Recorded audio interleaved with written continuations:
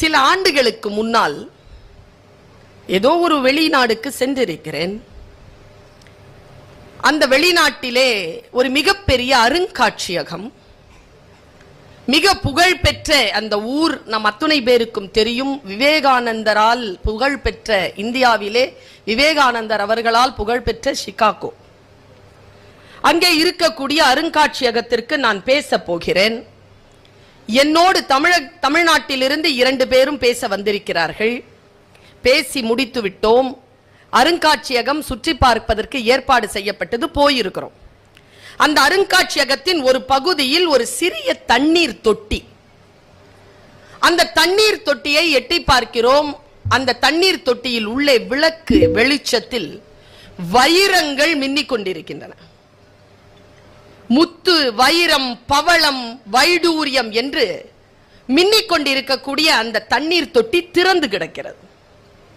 என் கூட வந்த அந்த பேச்சாளர் கேட்டார், தொட்டா ஷாக் அடிக்குமான்னு கேட்டார். கைடு சொன்னார் இல்ல. அடுத்ததா அந்த பேச்சாளர் கேட்டார், இங்க ஏதாவது கேமரா இருக்குதா? அவர் சொன்னார் இல்ல. 3வது கேள்வி கேட்டார், இது எல்லாம் ஒரிஜினலான்னு கேட்டார். ஆமா, அது எல்லாம் ஒரிஜினல் தான் அவர் சொன்னார். உங்களுக்கு என்ன புரிஞ்சுதோ எனக்கு தெரியாது. நான் கொஞ்சம் பதபதைப்போட அந்த கைடை பார்த்தேன். அந்த கைடு சொன்ன ஒரு வார்த்தை தான் என் பேச்சிற்கான துவக்கமாக வைக்கலாம் என்று நான் நினைக்கிறேன்.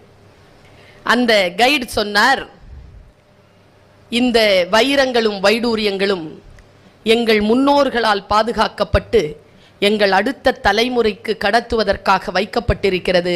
இதை நாங்கள் யாரும் திருடுவதும் இல்லை, திருடுவதற்கு அனுமதிப்பதும் இல்லை என்று சொன்னார்.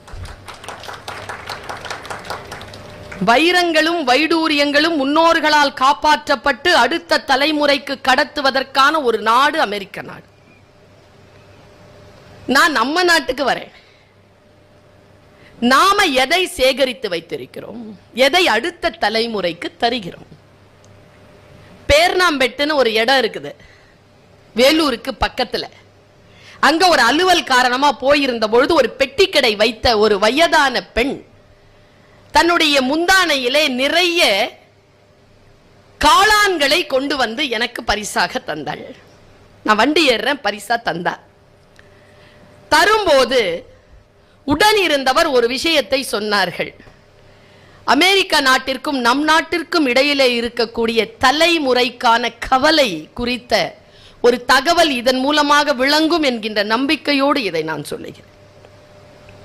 அவர் சொன்னார், நிறைய காளான் பூத்து இருந்துச்சு, கிழவி தாம் அடிக்கு பொறுத்துற அளவுக்கு கொண்டு வந்தது. என் பையன் சொன்னா இவ்வளவு இருக்கே, அறுத்துட்டு வரலாமே, விற்கலாமே, அவ்வளவு பெருமதியான காளானாச்சேன்னு சொன்னா இந்த கிழவி விடல. நான் திரும்பி பார்த்து அந்த அம்மாட்ட கேட்டேன், ஏமா விடல? எப்படி விடுறது? எல்லாமே நாமே தின்னுட்டோம்னா ஆடு மாடு என்னத்தை திங்கும்? அடுத்தவங்களுக்கு விட்டு வைக்க வேண்டாமா? எல்லாத்தையும் நாமளே சுரண்டி சாப்பிடுறதா என்று கேட்டாள் அந்த கிழவி. நான் யோசித்து பார்க்கிறேன், அடுத்த தலைமுறை என்று அமெரிக்கா யாரை சொன்னார்கள் என்ற எனக்கு தெரியாது. காக்கை குருவி எங்கள் ஜாதி, நீள் கடலும் மலையும் எங்கள் கூட்டம், நோக்கும் திசையெல்லாம் நாம் அன்றி வேறு இல்லை, நோக்க நோக்க களியாட்டம் என்று உயிர்கள் அத்தனை பேரையும் பல்லுயிரை ஓம்பக்கூடிய ஒரு மரபு தமிழ் மரபு. இந்த தமிழ் மரபில் தான் இந்த புத்தக திருவிழாவை நான் பார்க்கிறேன். புத்தகங்களை சேர்த்து வைத்திருக்கிறோம். இது இந்த தலைமுறைக்கும் அடுத்த தலைமுறைக்கும் சென்ற தலைமுறையும் வாழும் தலைமுறையும் கொடுத்து வைத்திருக்கும் பொக்கிஷம். இந்த புத்தகத்தை நான் ஏன் மரம் என்று சொன்னேன்? ஒரு 15 நாட்களுக்கு முன்னால் கும்மிடிப்பூண்டி என்கின்ற இடத்தை போய் பார்த்துவிட்டு திரும்பி வருகின்ற பொழுது ஒரு மிகப்பெரிய ஆலமரத்தை அங்கே நான் பார்த்தேன். அந்த ஆலமரம் அப்படி பரவி கிடந்தது. அடையாறில் இருக்கும் ஆலமரத்தை விட மிக பிரம்மாண்டமான ஆலமரம். நான் என்னுடன் வந்த அந்த சாரதியிடம் கேட்டேன், தாய் மரம் எங்கே இருக்கிறது? இவ்வளவு பெரிய மரம் பிரிந்து கிடக்கிறது என்றால் தாய் மரத்தை நான் பார்க்க வேண்டும், எங்கே என்று கேட்டவுடன் அவர் சொன்னார், தாய்மரம் செத்து பல நாள் ஆயிற்று, இன்றைக்கு நாம் பார்த்து கொண்டிருப்பதெல்லாம் விழுதுகளும் வேர்களும் என்று சொன்னார். புத்தகங்கள் அப்படித்தான். ஒரு புத்தகம் அழிந்து கூட போகலாம், ஆனால் அதை வாசிப்பாளர்களிடம் விட்டுவிட்டு செல்லுகின்ற விழுதுகளும் வேர்களும் அடுத்த தலைமுறை நிமிர்ந்து பார்க்கக்கூடிய அளவிற்கு சிறப்பானவையாக இருக்கின்றன என்பதற்காக புத்தகத்தை நான் மரம் என்று சொன்னேன். புத்தர் உட்கார்ந்து ஞானம் பெற்ற மரம்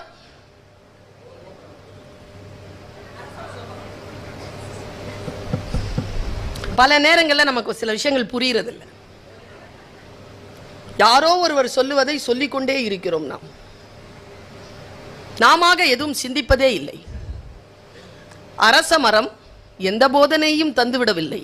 இந்த மனதோடு அந்த மரத்தின் கீழ் உட்கார்ந்த காரணத்தினால் தான் ஞானம் அடைந்ததை, அதற்கான போதனையை அது தந்ததனால் அது போதி மரம் என்று பெயர் பெற்றுக்கொண்டது. புத்தகங்களும் அப்படித்தான். பல்வேறு நிலையிலே அவை சும்மா கிடக்கின்றன. அவற்றின் பக்கம் போய் உட்கார்ந்தாலே நம்முடைய சிந்தனை தூண்டப்பட்டு அவை போதி மரங்களாக மாறுகின்றன. வாசிப்பு என்பது ஒரு கலை. எத்தனை பேர் அதை வாசிக்கின்ற திறன் அறிந்திருக்கிறோம்? எனக்கு தெரிந்து இதோ இந்த அவையில் இருக்கக்கூடியவர்களில் 10 to 15 விழுக்காடு தான் வாசிப்பு பழக்கத்தை கொண்டிருக்கின்றவர்களாக இருப்போம். வாசிப்பு என்பது ஒரு பழக்கம். புத்தகத்தை நிறைய பேர் வாங்குகிறோம். எத்தனை பேர் அந்த வாங்குகின்ற புத்தகத்தை முழுமையாக படித்து முடிக்கிறோம்?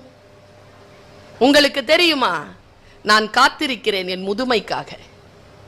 கண்கள் மட்டும் இறை ஆற்றலோடு சிறப்பாக இருந்தால் எனக்கு போதுமானது. அவ்வளவு சேர்த்து வைத்திருக்கிறேன் படிப்பதற்கு. வாசிப்பு என்பது நம்முடைய வாழ்க்கையை வேறு திசை நோக்கி செலுத்துகிறது தோழமைகளே. ஒன்றும் தெரியாத, பிற்படுத்தப்பட்ட, தாழ்த்தப்பட்ட ஒரு வகுப்பிலே பிறந்த ஒரு பெண் பிள்ளை நான். இன்றைக்கு பல்கலைக்கழகத்திற்கு கீழே 7000 மாணவிகள் படிக்கக்கூடிய ஒரு கல்லூரியில் இணை பேராசிரியராக டாக்டர் பட்டம் பெற்றுக்கொண்டு நிற்கிறேன் என்றால், உலகமெல்லாம் சுற்றுப்பயணம் செய்யக்கூடிய ஒரு பேச்சாளராக நிற்கிறேன் என்றால், அதன் ரகசியம் நான் கற்ற நூல்கள் தான். நூல்கள். இதுல குறிப்பு என்ன தெரியுமா? உலகம் முழுக்க சுத்துறேன்னு சொல்லி சொன்னாங்கல்ல, ஒரு டிக்கெட்டை கூட என் சொந்த காசுல வாங்கினதில்லை. இப்ப வந்துட்டு போற செலவை கூட யார் கொடுத்திருக்கான்னு உங்ககிட்ட சொல்லிட்டு தான் அந்த அம்மா போயிருக்கு. கற்றோருக்கு கல்வியை பற்றி சொன்னார்கள். காந்தியடிகள் சொன்னார், விவேகானந்தர் சொன்னார், அண்ணா சொன்னார், பெரியார் சொன்னார் என்று சொன்னார்கள். இன்றிலிருந்து 2500 ஆண்டுகளுக்கு முன்னால் ஆரிய படை கடந்த பாண்டியன் நெடுஞ்செழியன் புறநானூறு என்கின்ற மிகப்பெரிய இலக்கியத்தில் 183வது பாடலில் சொன்னான், உற்றுழி உதவியும் உருபொருள் கொடுத்தும் பிற்றை நிலை முனியாது கற்றல் நன்று. அவன் காரணத்தை சொல்றாங்க, ஏன் படிக்கணும்னு. நிறைய இளம் பிள்ளைகள் வந்திருக்கிறீர்கள், பெண் குழந்தைகள் வந்திருக்கிறீர்கள். இது எத்தகைய பூமி என்று எனக்கு தெரியும். இது கிளர்ச்சிக்கான பூமி, இது கல்விக்கான பூமி, இது கந்தக பூமி. இது சாதாரணமான குளிர்ந்த தேசம் அல்ல, இது வெப்ப தேசம். இந்த வெப்ப தேசத்தில் உழைப்பாளர்களாக இருக்கக்கூடிய நாம், என்னுடைய ஊர் கீழக்கரைன்னு சொன்னாங்க. என் ஊர், எங்க அம்மா ஊர் கீழக்கரை இல்ல, காயல்பட்டினம். நான் தூத்துக்குடி மாவட்டக்காரி, எங்க அம்மா. இது வெப்ப தேசம், இது உப்பு தேசம். இந்த தேசத்தில் கல்வி என்பது ஏன் கற்க வேண்டும் என்று அந்த என் மூத்தோன் ஆரிய படை கடந்த பாண்டியன் நெடுஞ்செழியன் ஏன் சொன்னான் தெரியுமா? அரசு கூட கற்றவர்கள் பால் செல்லும், தாய் கூட கற்ற குழந்தையின் பால் தான் தன் அன்பை செலுத்துவாள். அது மட்டுமல்ல, வேற்றுமை தெரிந்த நாள் பால் உள்ளும் கீழ்ப்பால் ஒருவன் கற்கின் மேல் பால் ஒருவன் அவன் கண் படுமே என்று என் தாத்தன் சொல்லிவிட்டு சென்றதனால் கல்வியை என் பிள்ளைகளே கற்றுக்கொள்ளுங்கள். கல்வி என்பது, புத்தகம் என்பது வகுப்பறையில் படிக்கக்கூடிய புத்தகங்களை நான் சொல்ல இல்லை. உங்க அத்தனை பேருக்கும் தெரியும், எனக்கு முதல் மார்க் வாங்குற பிள்ளைய பிடிக்காது,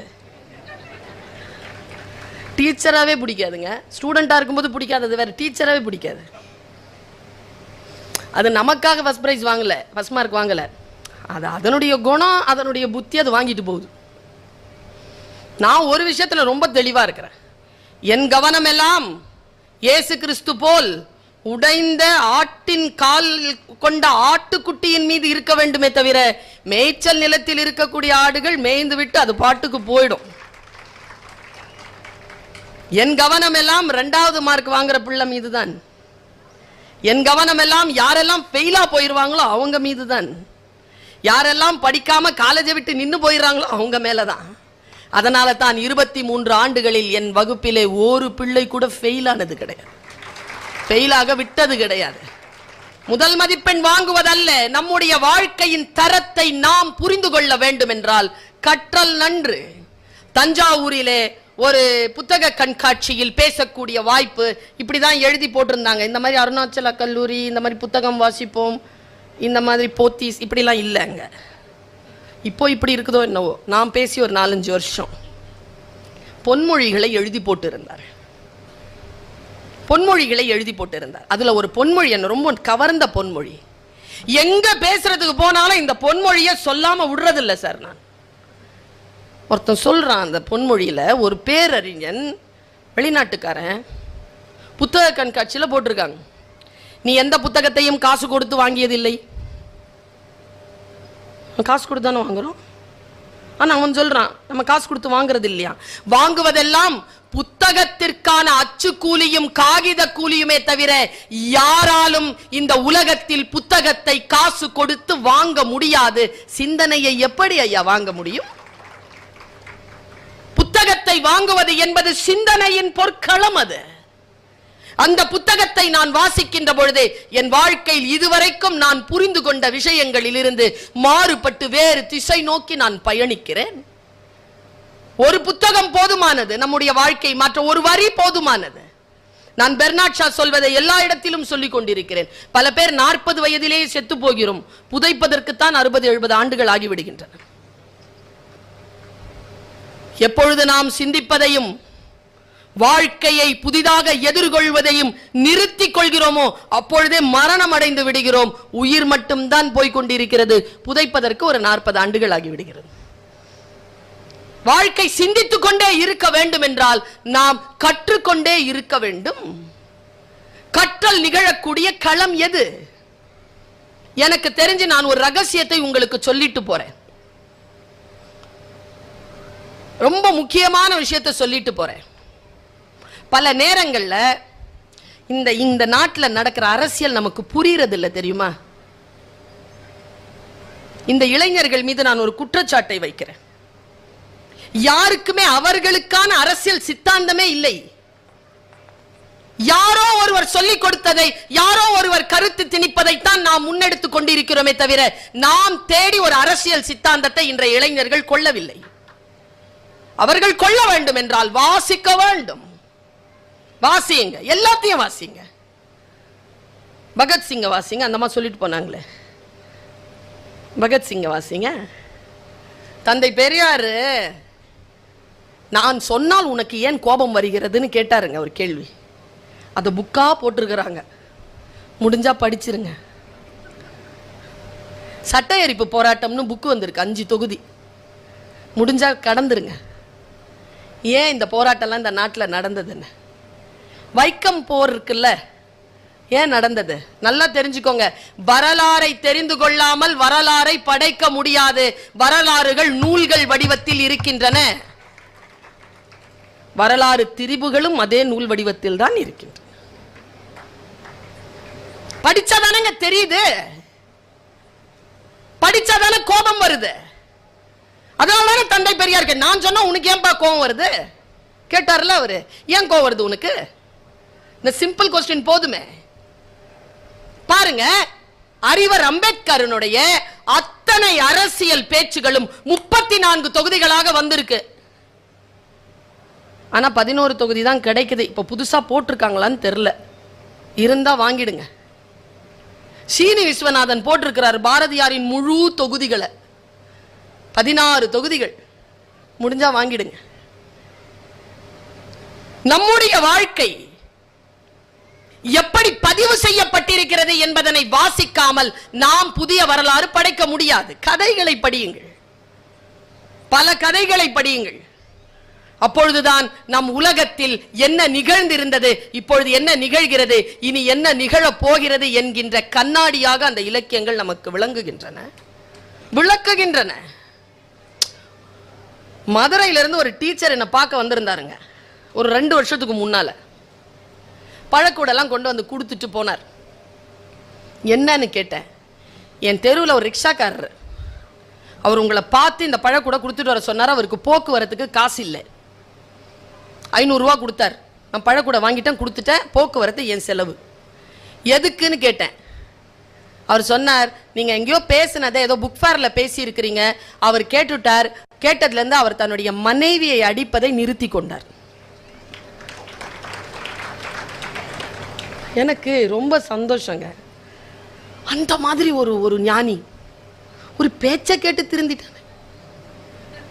என்ன பேச்சு அது அப்படின்னு பார்த்தா அவங்க பேச்சு சொன்னாங்க. அது வேற ஒன்றும் பேச்சு இல்லை, அது பெரிய விஷயம் இல்லை. அதை நான் ஒரு இடத்துல சொன்னேன். நான் ஒரு செய்தியை சொன்னேன். ஒருத்தன் ராத்திரியில் படம் பார்த்துட்டு 4 மணிக்கு வீட்டுக்கு போகிறான். 1:30 மணிக்கு போயிருக்கணும். குடிச்சிட்டான். தடுமாறி 3:30 4 மணிக்கு போகிறான். போலீஸ் எக்ஸாமினேஷனுக்கு நான் எப்படி படிப்பான்? அது எக்ஸாமினேஷனுக்கான படிப்பா? அது குறள் என்பது தேர்வுக்கான படிப்பா? நான் சொல்லுகிறேன், நீங்க கிறிஸ்துவர்கள் இருக்கிறீர்கள், உங்களுக்கு பைபிள். முஸ்லிமாக இருக்கக்கூடியவர்களுக்கு குரான், இந்துக்களுக்கு உபநிஷதங்கள், வேதங்கள், தமிழர்களுக்கு திருக்குறள். திருக்குறள் தான் மறை. திருக்குறளை குழந்தைகள் கையில் கொடுங்கள். நான் இந்த புக் ஃபேர்ல இந்த வருஷம் முழுக்க ப்ராபகண்டா பண்ணிட்டு இருக்கிறது ஒரு குறளை. இங்கேயும் சொல்லிட்டு போயிடுறேன். ஓரவஞ்சனை எதுக்கு? இதுவரைக்கும் நமக்கு படிச்சது, இதுவரைக்கும் நம்ம புரிஞ்சுக்கிட்டது எல்லாம் போன தலைமுறை சொல்றது. ஏன் தெரியுமா? 2500 ஆண்டுகள் கடந்தும் இன்றைக்கும் ஏன் குறள் தேவைப்படுகிறது என்றால், அது இன்றைக்கு நாம் வாழக்கூடிய வாழ்க்கைக்கான சிக்கலுக்கான தீர்வை தருகிறது. 3000 ஆண்டுகளுக்கு முன்னால் சிக்கலுக்கான தீர்வை தந்த அதே புத்தகம் சிக்கல்லாம் தீர்வு தருது. அதனால் தான் அதற்கு பெயர் வேதம். நீங்க எந்த குறளை வேணாலும் எடுத்துக்கங்களேன். யாகாவாராயினும் நாகாக்க அப்படின்னா எவனா இருந்தாலும் சூப்பர் குறளுங்க. அது எவனா இருந்தாலும் நாக்க என்ன பண்ணு,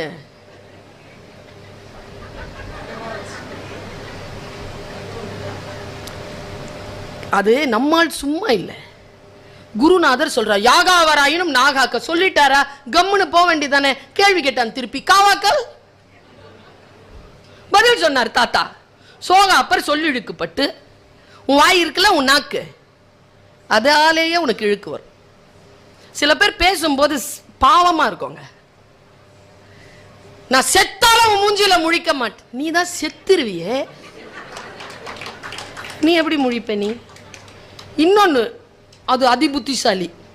நான் செத்தாலும் வாசப்படிய மிதிக்க மாட்டேன். உன்னே தூக்கிட்டு போறதுக்கு 4 பேர் வேணும். நீ எப்படி ஏன் வாசலுக்கு வந்து மிதிப்ப? ஒளர்றதுங்க, ஒளர்றது. சொல்றார் வள்ளுவர், யாகாவராயினும். அண்ணா இத திருவள்ளுவர் பஸ்ல எழுதி போட்டார். எல்லா பஸ்லயும் எழுதி போட்டார். சட்டமன்றத்தில் கேட்டாங்க அவர்கிட்ட, யாகாவராயினும் நாகாக்கங்கிறாங்களே, யாருடைய நாக்க அப்படின்னா. அண்ணா தந்த பதில் என்ன தெரியுமா? எவன் கிட்ட நாக்கு இருக்கும் அவன் எல்லாம் காப்பாத்திக்கணும் ஏன்ட்டாரு. அதானே குறள் இன்றைக்கு தீர்வு தருகிறது. அது மாதிரி ஒரு நான் சொல்றேன், ஏதோ கன்னியாகுமரினா இங்க முப்பெருங்கடல் தானே, 3 கடல் சங்கமிக்கின்ற அந்த இடத்தை போய் பார்த்திருக்கிறீர்களா? பேரமைதியாக இருக்கும். ஆட்சி சொல்றா அவ்வை, 7 கடலை, சரியா? அது எதுல? அணுவை பிளந்து, அணு இருக்குல்ல, அணு, ஆட்டம், அணுவை பிளந்து 7 கடலை புகட்டி குறுக தரித்தது குறள். அவ சொல்றாங்க. நான் உங்க மனசு அசைக்கிற மாதிரி ஒரு குரலுக்கான விளக்கம் சொல்லவா? இப்போ அதான் நான் ஊரெல்லாம் சொல்லிட்டு இருக்கிறேன் இந்த வருஷம். மனசு வலிச்சு சொல்றேன். டீச்சர் தானேங்க, என்ன இருந்தாலும் தாய் இல்லையா, என்ன இருந்தாலும் பெண் இல்லையா? இந்த 3 கேட்டகரிக்கு அப்புறமா தாங்க பேச்சாளர்லாம். இந்த 3 நிலையை கடந்துதான் நான் வரேன். எங்க வந்தாலும் இந்த 3 நிலையை கடந்துதான் நான் எதையுமே நான் சந்திக்கிறேன். ரொம்ப நல்ல குரல். நான் சொன்னா இப்ப எல்லாரும் சொல்லிடுவீங்க. தோன்றீர் அகுதிலார் என்ன அர்த்தம்? இல்ல இல்ல, சில பேர் சிரிக்கிறது ஏன் தெரியுமா? நீ ஏதோ ஒரு விளக்கத்தை வச்சிருக்கல்ல, அத சொல்லு. நான் சொல்லி ஏன் மாட்டிக்குவான உன்கிட்ட? அதான் முதல்ல இருக்கிறது இல்லைன்னு சொல்றிய. இங்க பாருங்க, தோன்றுதல். இங்கே தோன்றுகிறேன், சரியா? இங்க தோன்ற வேண்டும் என்றால் புகழோடு தோன்று. பழினா தோன்ற, சரியா? பத்திரிகையில் வரணுமா? புகழோடு வா. இல்லைனா தோன்றலின். யூடியூப்ல வரணுமா? புகழோடு வா. இல்லைனா தோன்றலின். செல்ஃபி பிடிக்கிறியா? என்ன ஸ்கிரீன்ல தோன்றீங்களா? நீங்க யாரோட செல்ஃபி பிடிச்சிங்களோ அவங்க புகழோட இருக்கிறாங்களா? நீங்க தோன்றலின். வைராக்கியத்தோட இருந்துதான் பார்ப்போமே. கொஞ்சம் கொஞ்சம் ஏன் தெரியுமா இதை சொல்றேன்? யாரையும் பார்க்குது வியக்காதீர்கள் என் தமிழ் உறவுகளே. நீங்கள் வியக்கக்கூடிய அளவிற்கு யாரும் பெரிய ஆள் இல்லை. நீங்க வியக்கிறதுக்காகவே யாரும் பெரிய ஆள் இல்லை.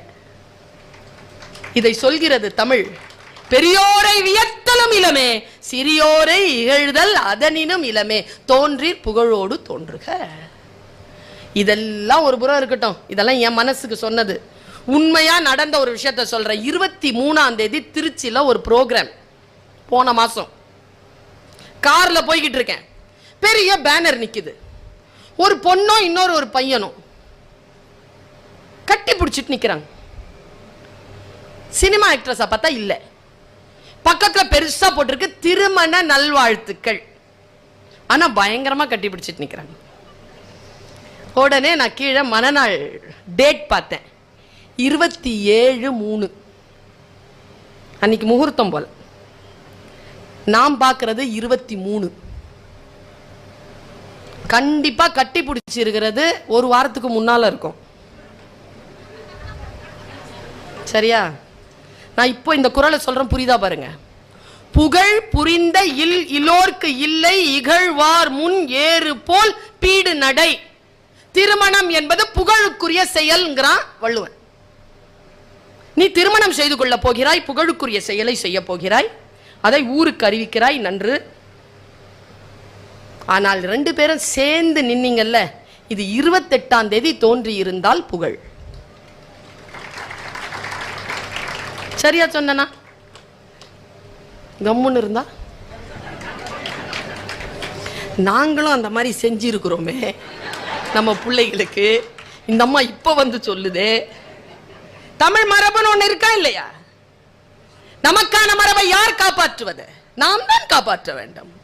எந்தையும் தாயும் மகிழ்ந்து குலாவி இருந்தது இந்நாடு என்கிறான் பாரதி. என் தாயும் தந்தையும் மகிழ்ந்து குலாவி இருந்தார்கள் தான். அதை பெருமையாக பேசக்கூடிய மரபுதான். ஆனால் இடக்கர் அடக்கல் என்று ஒன்று உண்டு தானே, அதுதானே தமிழ் மரபு. ஒரு கதையை சொன்னார்ல, அதுல எனக்கு உடன்பாடு இல்லை. அவரே சொன்னார், அதுல எனக்கும் உடன்பாடு இல்லை. என் உடலை யாரோ பார்த்து விட்டான் என்பதற்காக துணியை இழுத்துக்கொண்டு தண்ணீருக்குள் போய் செத்து போனாலே ஒரு பெண், அறியாமைதான் என்று வைத்துக் கொள்ளுங்கள். அங்கே ஏதோ ஒன்று அவள் சொல்லிவிட்டு போனாளா இல்லையா? ஏதோ ஒன்று அவள் சொல்லிவிட்டு போகிறாள். அதை ஒரு எழுத்தாளன் பதிவு செய்கிறான். இப்படி நிற்பது பிழையான கருத்து என்று வள்ளுவன் சொல்லுகிறான், நான் சொல்லல. தோன்றிய புகழோடு தோன்றுக. நான் பார்த்திருக்கிறேங்க, கல்யாணத்துக்கு முன்னால இவ்வளவு அலம்பல் பண்றாங்கல்ல, கல்யாணம் முடிஞ்ச உடனே பொண்டாட்டிய ஒரு இடத்துக்கு கூட்டு வர்றதில்லை. புக் ஃபேருக்கே நிறைய பேர் தனியா வந்திருக்காங்க.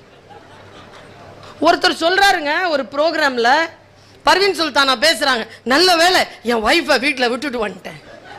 சத்தியங்க, விருதாச்சலத்துல நான் அவரையே பார்த்துட்டு இருக்கிறேன். பக்கத்தில் இருக்கிறவர் கேட்குறாரு, ஏன் இல்லை போன வாட்டி அந்த பேச்சை கேட்கறதுக்காக கூப்பிட்டு வந்தானா அந்த அம்மா அடங்குறதுக்கே 4 மாசம் ஆச்சு. இப்போ எதுக்கு அந்த அம்மாவை மறுபடியும் கூப்பிட்டு வரான்னு கூப்பிட்டு வரலன்ட்டாருங்க அவரு. சிந்தித்தல். இந்த உலகத்திலேயே அற்புதமான விஷயம் சிந்தித்தல். ஒன்றை நான் தெரிந்து கொள்வதற்கு முன்னால் நான் வேறு, ஒன்றை நான் தெரிந்து கொண்டதற்கு பிறகு நான் வேறு என்கின்ற நிலையை என் புத்தகம் எனக்கு தருகிறது. வாசிச்சு தான் பார்ப்போமே, புத்தகங்களை வாசிச்சு பார்ப்போமே. உங்களுக்கு தெரியாததல்ல, இந்த உலகத்தில் மதம் என்பது மிகப்பெரிய அரசியல், மிகப்பெரிய அரசியல். நீங்க எந்த கட்சி சார்ந்தவங்களாம் இருங்க, கட்சியெல்லாம் 2வது தான், மத அரசியல் தான் இங்க கோலோச்சுகிறது, ஜாதி அரசியல் தான் கோலோச்சுகிறது. அப்படி என்றால் அந்த ஜாதியை பற்றியும் அந்த மதத்தை பற்றியும் தெரிந்து கொள்ளக்கூடிய நூல்கள் உண்டு. அதை வாசிக்க வேண்டுமா இல்லையா? அந்த சித்தாந்தங்களை தெரிந்து கொள்ள வேண்டுமா இல்லையா? நீங்கள் இந்த மதத்தில் இருங்கள், இந்த மதத்தில் இருக்காதீர்கள் என்று நான் சொல்ல வரவில்லை. அது என் உரிமை இல்லை என்பதை நான் தெரிந்தே இருக்கிறேன். ஆனால் எதில் இருந்தாலும் அதை தெரிந்து கொள்ளக்கூடிய ஒரு ஞானம். கிழக்கத்திய கலாச்சாரத்தில் இருந்து 4 வேதங்கள், ஜுபூர், தௌரேத், இஞ்சில், குரான். 4. இஞ்சில்னா பைபிள், ஜுபூர் மோசஸ், தௌரேத் தாவீது. 4 நூல்கள், 4 வேதங்கள். தௌரேத், ஜுபூர், இஞ்சில், குரான் என்று அராபிய இலக்கியங்கள் பதிவு செய்கிறது. இந்தியாவின் மரபு படிக்க 4 வேதங்கள், ரிக், யஜுர், சாமம், அதர்வணம். படிச்சிருக்கோமா? ஏன் படிக்கல? உள்ள இருக்குதுங்க, படிச்சு பாருங்க. போய் என்னதான் சொல்றாங்க, இதை காட்டி தானே மிரட்டுறீங்க. வேற தெரிஞ்சுக்கிறேன், படிக்கிறேன். படித்தால் மிரட்சி போகிறது என்பதனை தெரிந்து கொள்ளுங்கள். பயம் போகிறது, இந்த உலகத்தை எதிர்கொள்ளக்கூடிய ஆற்றல் வருகிறது, சிந்தனை தெளிவு வருகிறது. அதனால் என் தோழமைகளை படித்துக் கொள்ளுங்கள். நமக்கு முன்னால் பேசக்கூடியவர்கள் வார்த்தைகளில் இருக்கக்கூடிய மத அரசியல், ஜாதி அரசியல், கட்சி அரசியல், நில அரசியல், வரலாற்று அரசியல், பொருளாதார அரசியல், எந்த அரசியலாக இருந்தாலும் வாசிப்பு பயிற்சி கொண்டிருக்கின்றவர்களுக்கு அதனுடைய தெளிவு புரிந்து போகிறது. ஒரு கவிதையை புரிந்து கொள்ளுங்கள். முதலில் ஒவ்வொரு கவிதைக்கு பின்னாலும் ஒரு அரசியல் இருக்கிறது. இப்போ பெர்லின் பேசினார்ல, எல்லா கவிதைகளுக்கு பின்னாலும் அந்த உப்பு நீரிலே திளைத்து திளைத்து தன் வாழ்க்கையை கரைத்து விட்டு எந்த ஒரு பலனும் இல்லாமல் இன்றைக்கும் அதே நிலையில் நிற்கக்கூடிய மீனவர்கள் குறித்த சுரண்டல் அரசியல் அந்த கவிதைகளில் வாசனையாக உப்பு கரித்தபடி இருக்கிறது. ஒவ்வொன்றையும் பெண்மொழிக்கு அரசியலை தெரிந்து கொள்கிறீர்களா? வாசித்து பாருங்கள். பஷீர்னு ஒருத்தருங்க, உங்களுக்கு தெரியாததல்ல, பக்கத்து ஊர் தான், பிரமாதமான எழுத்தாளர். அவர் ஒரு வாட்டி ஒரு சம்பவம் அவருக்கு நடக்குது, அதை அவர் பதிவு பண்றாருங்க. நான் அதை வாசித்ததற்கு பிறகு அவர் இன்னொரு கதையை எழுதுறார். நான் இந்த கதையை முதல்ல சொல்லிடுறேன், சுருக்கமா சொல்றேன்.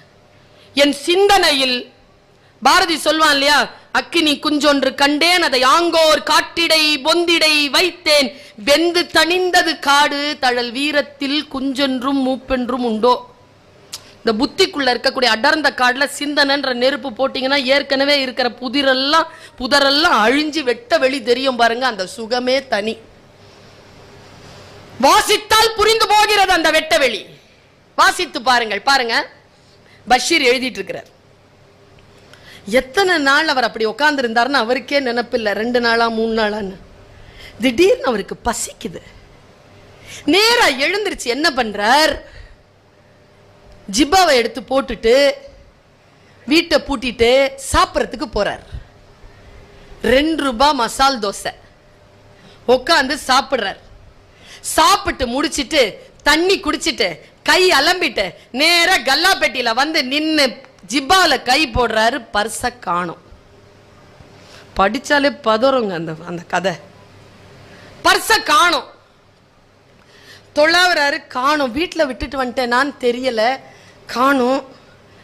கல்லாவில் உட்காந்துருக்கிற முதலாளி கிட்ட சொல்கிறார், அப்பா பரிசு எடுத்து போட்ட ஞாபகம் இருக்கு, இப்போ பார்க்குறேன் இல்லை, நான் சாப்பிட்டேன் 2 ரூபா, நான் போய் அந்த காசை கொண்டு வந்துடுறேனே அப்படின்னு இவர் சொல்ல, அந்த கல்லால உட்கார்ந்திருந்தவன் அவமானமாக ஒரு பார்வையை பார்த்து உரக்க சிரித்து, எத்தனை பேருடா இப்படி கிளம்பி இருக்கீங்கன்னு கேட்கிறான். மனசு பதறுது அவருக்கு. அசிங்கமா இல்ல? இன்னொருத்தன் உழைப்புல வந்து சாப்பிட்டுட்டு திருடிட்டு சாப்பிட்டுட்டு இப்படி காசு இல்லைன்னு சொல்லிட்டு போற மானம் இல்ல உனக்கு? இப்படி திட்டுறான். உடம்பெல்லாம் பதற, தன் காதில் மட்டும் அது விழவில்லை, அவன் சத்தமாக பேசுகிறான். 45 பேர் சாப்பிட்டு கொண்டிருக்கிறார்கள், எல்லோர் காதுகளிலும் அது விழுகிறங்கிற பதட்டத்துல, சரிப்பா சரிப்பா கொஞ்சம்பா, நான் ஏதாவது வேலைன்னா கூட செஞ்சிடறேன்ப்பா, நான் கொடுத்துறேன்ப்பான்னு கெஞ்சுறாரு. அவன் பெருசா கொடுப்பியா நீ காசு? உன்னை பார்த்தாலே தெரியுதேடா உங்ககிட்ட காசு இல்லைன்னு. அவர் எழுதிக்கிட்டே இருந்தாரா, 3 நாள் எழுதிட்டு இருந்திருக்கிறாரு. முகமெல்லாம் சோகமா இருக்கு. அவர் இன்னும் குளிக்கவும் இல்லை, தூங்கல. உடனே அவர் சொல்றார், அந்த கல்லாப்பெட்டிக்காரன் சொல்றான், சட்டையை கழட்டுடா, சட்டையறா அப்படின்ன உடனே திரும்பி பார்க்கிறார். 45 பேரும் வேடிக்கை பார்த்துட்டு இருக்காங்க. இவர் மனசுல சொல்லிக்கிறார், உங்களுக்காகத்தானே எழுதுகிறேன், 2 ரூபா கொடுக்கறதுக்கு உங்கள யாரும் இல்லையா? அவருக்கு வாயிலிருந்து வார்த்தை வரவில்லை. அவர்களை வேடிக்கை பார்த்து விட்டு சட்டையை கழட்டுறார். அவன் அதை அப்படியே கல்லாப்பெட்டியில போடுறான். தம்பி, நான் போய் உனக்கு வேலை ஏதாவதுனா செஞ்சிடறேன், நான் போய் காசு எடுத்துட்டு வரதுக்கு மட்டும் எனக்கு அனுமதி கொடு. மானத்தோட போயிருவியாடா நீ? வேட்டியை கழட்டுடான்றான். அவர் பதறி கண்ணெல்லாம் கலங்க, நான் பதறி போனேன் என்று சொல்லிட்டு அந்த வேஷ்டியை அவிழ்க்கிறதுக்காக கைய வைக்கிறார். சார், எங்கிருந்தோ ஒரு குரல், சார் வேஷ்டி எல்லாம் அவுக்காத சார். நேரம் ஒருத்தன் உள்ள என்ட்ரி. என்னயா, எவ்வளோயா வேணும் உனக்கு? 2 ரூபா. இந்தாடா ஒரு 2 ரூபா போட்டு, சார் ஜிப்பா போடு சார், போடு சார். ஜிப்பாவை அவனே போட்டு விடுகிறான். வெளியில் கையை அழைத்து கொண்டு வந்து ஒரு இருட்டு பக்கத்தில் நிறுத்தி தன்னுடைய வேஷ்டியின் மேல் பகுதியை அவிழ்த்து அப்படி காட்டுறான். இதுல எது சார் உன்னுடைய கைப்பை? பணப்பை எடுத்துக்கோ சார். அவர் எழுதுறார், நான் பார்த்தேன், அதில் என் கைப்பை இல்லை, என் பணப்பை இல்லை, இதில் என் பணப்பை இல்லப்பா என்று நான் சொன்னேன். அவன் வேஷ்டியை மடித்து கட்டிக்கொண்டு முதுகை தட்டி கொண்டு பத்திரமா ஊட்டோ சார் அப்படி என்று சொல்லிவிட்டு அவன் இருட்டில் கரைந்தான். நான் அவனையே பார்த்து கொண்டிருந்தேன். அவர் இப்படி கதையை முடிக்கிறார். தோழமைகளே, ஏதோ மறந்து விட்டேனே, இப்படி என் மானத்தை காப்பாற்றி அவன் பெயரை நான் கேட்டிருக்க வேண்டும். நான் எழுத்தாளன் இல்லையா? பெயரை நான் பதிவு செய்ய வேண்டுமே. ஐயோ, அவன் போய்விட்டானே. அவன் போனால் என்ன, அவனுக்கு 2 பெயர்கள் தான் இருந்திருக்க வாய்ப்புண்டு. ஒன்று, அவன் பெயர் கருணை என்று இருக்க வேண்டும், இல்லை என்றால் அறம் என்று இருந்திருக்க வேண்டும் என்று அந்த கதையை முடிக்கிறார் பஷீர். நான் ஒரு மனிதனை பார்க்கிறேன். மனிதன் பசியுடன் நிற்கின்ற பொழுது மற்ற காரியங்கள் எல்லாம் எனக்கு பின்னால் வருகின்றன. அதனால் தான் நம் தமிழ் மரபிலே கெட்டவர்களே இல்லைங்க கதையில. நீங்க பழைய மரபு கதைகள் எடுத்து பாருங்களேன், கெட்டவன் யாருமே கிடையாதுங்க. அதனால் தானே வள்ளுவன் சொல்லுகிறான், ஒருத்தன் கெட்டவனா படித்தால் தெரிகிறது யார் கெட்டவன் யார் நல்லவன் எப்படி கண்டுபிடிப்பது. அளவுகோல் தருகிறான் தாத்தன் வள்ளுவன். குணம் நாடி குற்றம் நாடி அவற்றுள் மிகை நாடி மிக்க குழல். ஒருத்தங்களை கூப்பிடு, பழகு, குணம் நிறைய இருக்கா குற்றம் நிறைய இருக்கா ரெண்டும் பாரு, எது நிறைய இருக்கா அதான் போ. இப்படி சொல்கிறான் வள்ளுவன்.